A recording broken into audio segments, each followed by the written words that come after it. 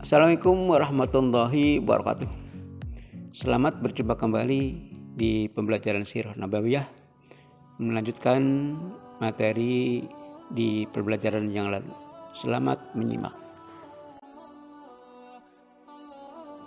Setelah turunnya wahyu yang pertama, wahyu terputus selang beberapa waktu hingga Nabi Muhammad SAW dirundung kedukaan, bersedih, dan hampir-hampir beliau putus asa. Pada suatu hari, ketika beliau sedang berjalan, tiba-tiba terdengar suara yang berasal dari langit. Lalu beliau menengadah ke atas, melihat malaikat Jibril sedang duduk di antara langit dan bumi. Dengan rasa cemas dan ketakutan, beliau lari pergi ke rumah Khadijah dan mengatakan, "Selimutilah aku, selimutilah aku." Tidak lama kemudian, malaikat Jibril menyampaikan wahyu yang kedua, yaitu surat Al-Mudaththir ayat 1 sampai dengan 7. A'udzubillahi minasyaitonirrajim. Bismillahirrahmanirrahim. Ya ayyuhal mudaththir, qum fa'anzir, wa rabbaka fakabbir, wa thiyabaka fatahhir, wa rujza fahjur, wa la tamnun taktasir, wa lirabbika fasbir.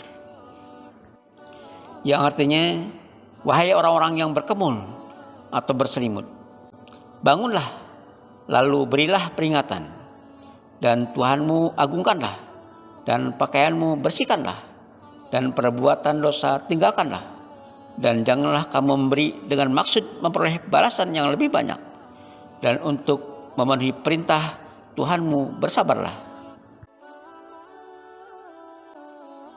Setelah menerima wahyu yang kedua itu, Nabi Muhammad SAW melakukan dakwah secara sembunyi-sembunyi, karena beliau khawatir adanya serangan orang-orang Quraisy Mekah terhadap masalah yang belum pernah mereka ketahui dan belum pernah mereka mendengarnya.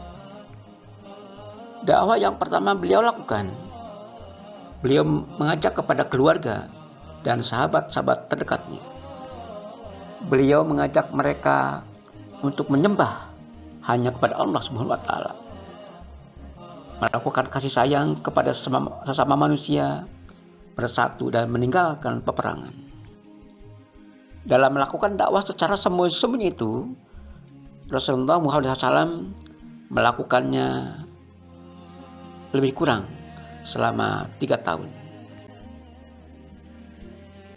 Orang yang pertama kali masuk Islam dengan beriman kepada Allah SWT dan kerasulan Nabi Muhammad SAW ialah Ummul Mukminin Khadijah binti Khuwailid radhiyallahu anha. Ummul Mukminin Khadijah binti Khuwailid senantiasa membantu dan memberikan dorongan semangat, motivasi, memberikan keteguhan kepada Rasulullah Muhammad SAW agar bersabar terhadap cobaan yang diterima dari orang-orang jahiliyah. Orang yang masuk Islam berikutnya ialah Ali bin Abi Thalib. Pada waktu itu dia berusia 10 tahun dan dia dalam asuhan Rasulullah SAW. Selanjutnya yaitu Zaid bin Harithah yang merupakan bekas budak dan telah menjadi anak angkat Rasulullah SAW. Di kalangan sahabat terdekat beliau, yang pertama kali masuk Islam ialah Abu Bakar As-Siddiq, orang yang disegani di kalangan orang-orang Quraisy, dan dia pun selalu mengajak kepada mereka yang datang kepadanya dan orang-orang yang percaya kepadanya.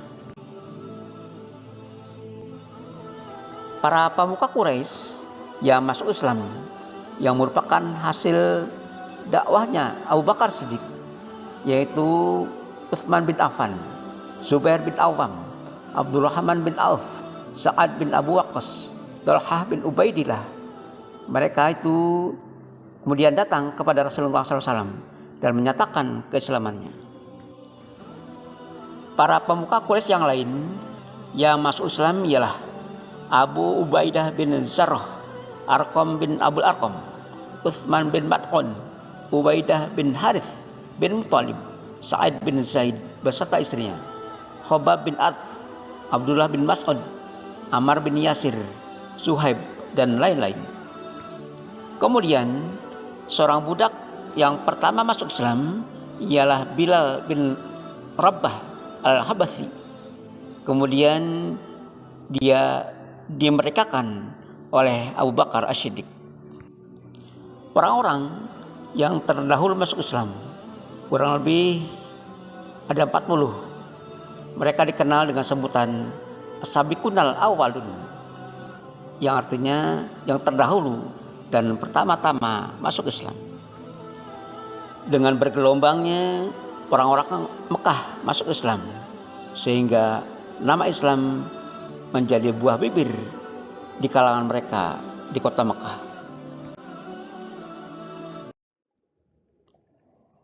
Untuk pertemuan kali ini cukup sampai di sini. Insya Allah di lain waktu kita lanjutkan, dan mudah-mudahan kita berikan kekuatan, kesehatan, dan panjang usia sehingga kita bertemu kembali di pembahasan berikutnya. Mari kita tutup dengan bersama-sama dengan membaca doa Kafatul Majlis. Subhanaka Allahumma wa bihamdika asyhadu an la ilaha illa anta astaghfiruka wa atubu ilaik. Wassalamualaikum warahmatullahi wabarakatuh.